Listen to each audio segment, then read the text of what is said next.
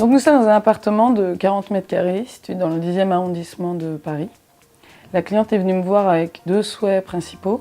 Le premier étant de faire entrer le maximum de lumière pour cet appartement qui donne sur deux cours à l'intérieur d'immeubles. Nous avons donc pour cela décloisonné l'espace. Donc le parti pris dans l'aménagement de l'appartement a été de mettre la chambre en second jour, mais cloisonnée par deux parois vitrées traitées en baie atelier, ce qui nous a permis de conserver une fenêtre pour la salle de bain et les trois autres fenêtres d'origine dans la partie cuisine, salle à manger. Le deuxième élément important dans l'aménagement, c'était la cuisine et la salle à manger. La cliente aimant recevoir, cuisiner et aimant vraiment la vie qui se développe autour du repas. On a considéré la salle à manger vraiment comme le point central de l'appartement et aménagé une cuisine ouverte qui avait destination à se fondre avec le mobilier de l'appartement. Nous sommes dans un immeuble 19e et nous voulions garder le charme de l'ancien. Nous avions un joli parquet en point de Hongrie que nous avons rénové et conservé. Nous avons également conservé la cheminée avec son vieux miroir doré, mais par contre nous avons traité de manière un peu plus contemporaine l'âtre de la cheminée. Nous avons également conservé les corniches que nous avons réagencées en fonction du nouvel aménagement, de manière à conserver le charme de l'ancien, mais tout en traitant la partie chambre et salle de bain de manière un peu plus contemporaine. Donc pour la partie salon, nous sommes sur un espace plus dans un esprit de boudoir, cabinet de curiosité, un espace plus intimiste. Le côté intimiste, on le retrouve par un canapé très cocooning, des meubles un petit peu plus petits avec des couleurs plus douces, un aménagement de bibliothèque, bureau qui ramène l'esprit à la rêverie, à la douceur.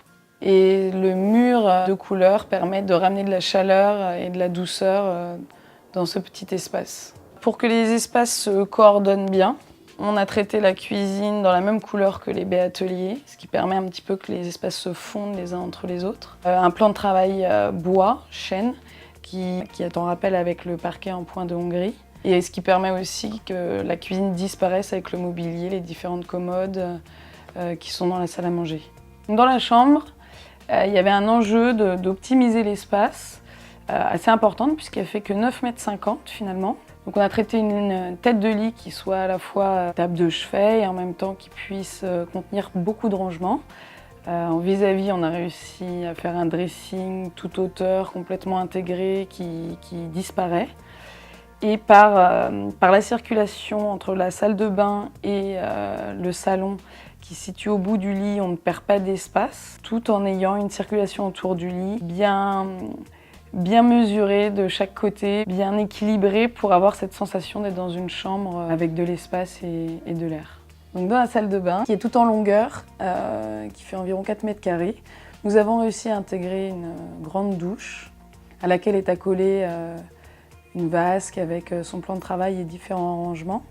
Pour continuer, nous avons après une colonne de rangement qui intègre la machine à laver et qui permet de séparer un petit peu l'espace WC pour garder l'intimité de cet espace, bien qu'il soit intégré dans la salle de bain.